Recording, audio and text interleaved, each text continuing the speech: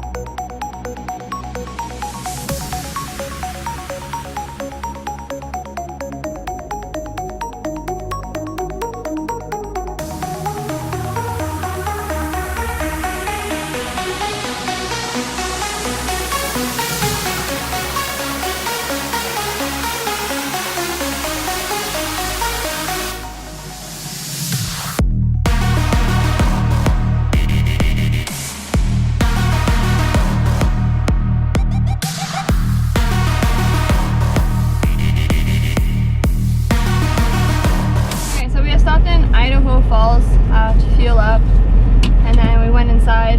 We saw they had like fresh soup, so how could we resist that? Especially in weather like this. It's snowing, it's cold, like I still have my winter coat on. It's cold outside, so Derek's gonna eat quickly before we get on the road. How much was fuel here? Oh, wrong one. We didn't fuel up that much. No, we just wanted to top it off. But the price was $2.75 per gallon. So about $242 we filled up. Worth, I should say.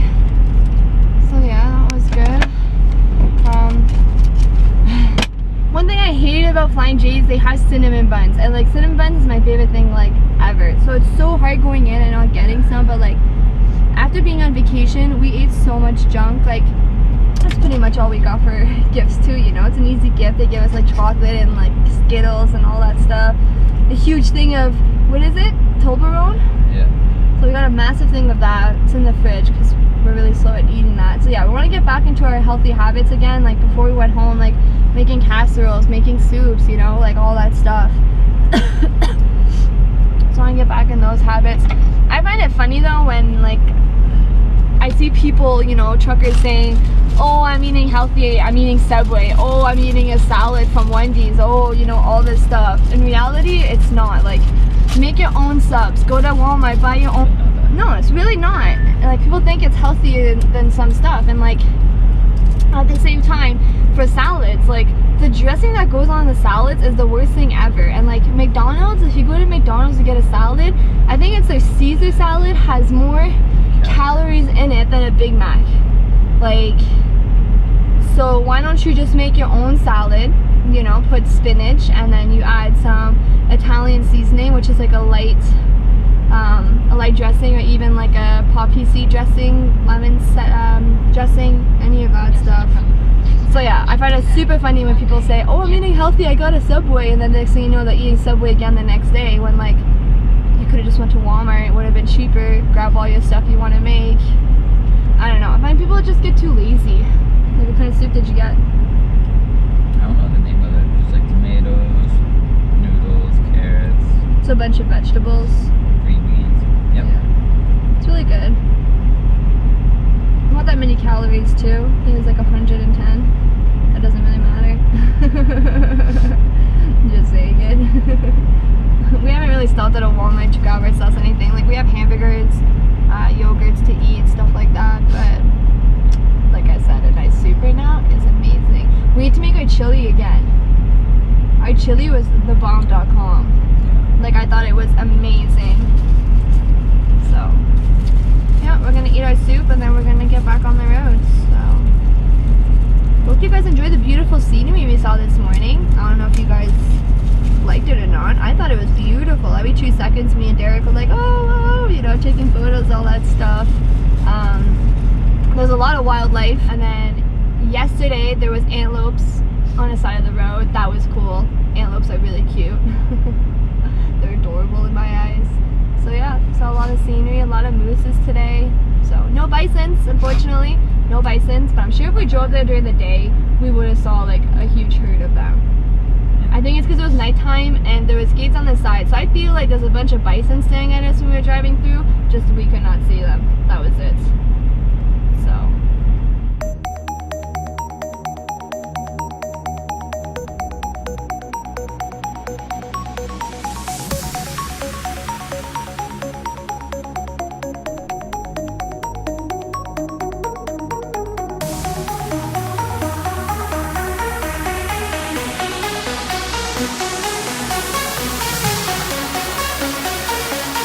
messaged us when we were at the Flying J in Idaho Falls fueling up. Like, I cut the video because I wanted to respond to them. The reason why is that they not texted us, I guess emailed us through this little machine saying, did you guys do your drop at 3 a.m. this morning in Boise, Idaho? And we were like, what do you mean 3 a.m.? Like, we never got told what time to deliver or anything for all 3 of our drops. And then like literally all 3 of them say call for appointments. And then, so yeah, dispatch pretty much forgot to send us when we were supposed to deliver and stuff like that. And so they're like, just get there as soon as possible. Like, what's your ETA? We're like, we'll be there around 4:35, and we got here at like 4 o'clock. Their like time here, so technically it's 6 o'clock back at in Ottawa at the yards. Ottawa. Toronto area. So yeah, we get here and there's like a big lineup of trucks, and we're like, okay, I guess they're sleeping, maybe their appointments are later, whatever. So Derek goes in and they're like, no, we can only accept you at 11 o'clock tonight. But then we have a drop tomorrow morning at 5 a.m. and then we got another drop at 11 a.m. and our first drop is about 7 hours away from here, so 684 clicks. What the hell? So we'll be driving all night. No, we're not driving all night. By the time we get unloaded and stuff, we're gonna be so exhausted, and like we start our day so early, like we're not doing that. Like there's nothing that we can do, it's not our fault.